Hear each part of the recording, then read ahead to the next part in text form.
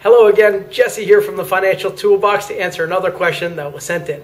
So the question goes, hey Jesse, what would happen to my group benefits once I leave my job? Great question. There's going to be a lot of different facets to this, so let's break it down.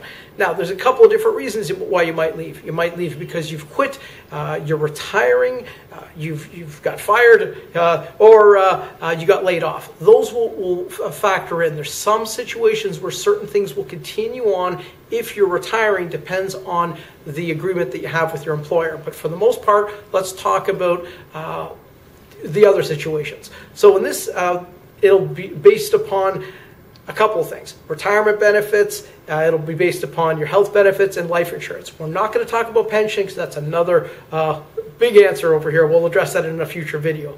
But for retirement benefits, you may have participated in a profit sharing plan, a group retirement plan, a tax-free saving account, non-registered, something that you put money towards through an employer plan.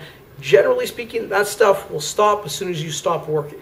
Now, you do have the option, based upon what has been vested to you, to take that money and to put it into a private plan. That'll be based upon individual vesting rules with your company plan. So work with an advisor who can speak to your human resources department and figure out the details of what's available to you in that category.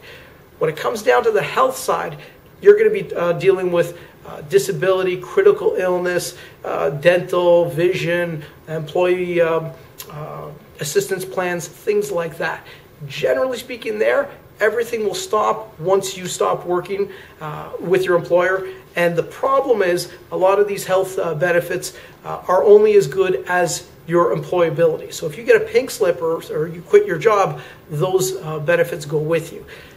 Unfortunately, though, as we've talked about in some earlier videos, people don't just get sick when they're working. So I recommend to my clients to get the private plans, private coverages set up before you leave. So this could be your disability and critical illness.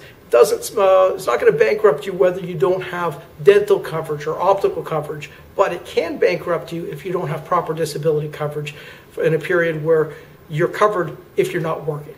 That's something to keep in mind. So the last component here is going to be the life insurance side.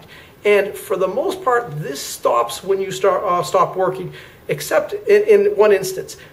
You can't transfer your existing life insurance coverage, but what you could be able to do is continue the coverage. Now, there's going to be a certain window of why this might make sense. For the most part, I recommend setting up a private plan. It's going to be based upon your health. So if you're in good health, that makes a lot of sense. You can save a lot of money with a private plan than what your group rates will be. Because group rate, if you remember or keep this in mind, they accept everybody, the good, the bad, and the ugly when it comes down to health risks. So because of that, the offer that they're going to give someone when their employment stops is not going to be very competitive from a health point of view. So I recommend going for the private plan, except in a situation where your health isn't very good. You might want to continue your existing life insurance coverage, even though it might be more expensive. So to get a suitable answer for you, speak to an advisor who knows of these options, who can work with different insurance companies, who can assess this properly, and who can make an answer directly for you.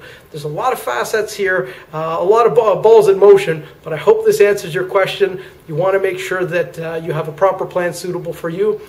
Jesse from the Financial Toolbox, signing off once more.